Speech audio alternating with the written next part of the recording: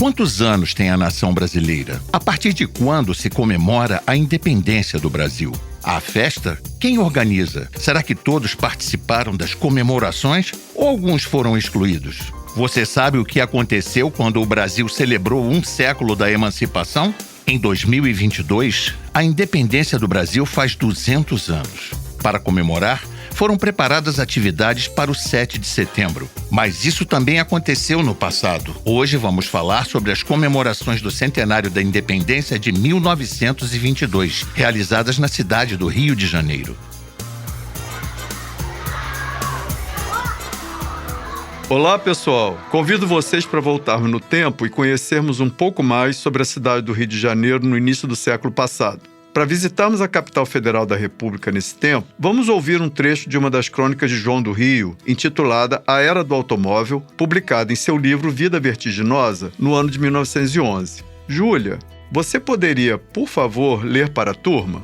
Claro, professor. E subitamente é a era do automóvel. Para que a era se firmasse, fora preciso a transformação da cidade. Ruas arrasaram-se, avenidas surgiram, os impostos aduaneiros caíram e triunfal e desabrido o automóvel entrou, arrastando uma catadupa de automóveis. Então, os carros já andavam pelas ruas do Rio de Janeiro em 1911? Quem foi esse escritor? Pedro, João do Rio tinha um longo nome, João Paulo Emílio Cristóvão dos Santos Coelho Barreto. Nasceu em 1881 na cidade do Rio de Janeiro e viveu no bairro de Botafogo, onde hoje há uma rua com seu nome. Ele teve muitas atividades, atuando como jornalista, cronista, tradutor, teatrólogo brasileiro e foi também membro da Academia Brasileira de Letras. E sobre o que ele escrevia? Em suas crônicas, retratou o dia a dia da cidade do Rio de Janeiro, os costumes da população carioca, a boemia, vida noturna, seus subúrbios, religiosidade, enfim. Por meio de suas crônicas, podemos ter uma visão da cidade carioca naquele tempo, sua efervescência social e cultural, as inovações tecnológicas e as transformações ocorridas na cidade. E como foram as comemorações do centenário da independência do Brasil em 1922, na cidade do Rio de Janeiro? Em leituras que fiz em jornais e revistas dessa época, soube que havia uma grande exposição internacional que atraiu muitos visitantes e durou quase um ano. De fato, nos festejos dos 100 anos da emancipação política do Brasil, diversas atividades foram programadas com antecedência. O que se queria com essa grande festa? Construir uma imagem do Brasil que fosse motivo de orgulho dos brasileiros, estimulando e fortalecendo laços de nacionalidade e de pertencimento em uma população heterogênea. No mais, era propaganda, marketing, negócio. Procurava-se mostrar as riquezas do Brasil para atrair investimento de estrangeiros interessados em expandir negócios, estabelecer relações comerciais e ou realizar investimentos no Brasil em tempos de reconstrução da economia mundial no pós-Primeira Grande Guerra. E professor, como foram as festividades? Onde aconteceram? Dentre as atividades programadas, por exemplo, foi lançada a pedra fundamental da atual cidade de Brasília, no Planalto Central, com a intenção de transferir à capital da República, o que só aconteceu em 1960. Por todo o país, em diferentes estados da União, cidades foram enfeitadas com símbolos de cores nacionais em locais onde ocorreram festas cívicas, com apresentação de hinos de exaltação à pátria, tocados por bandas marciais, paradas militares, desfiles de colegiais, inauguração de escolas, hospitais e estradas, todas com participação de grande parte da população.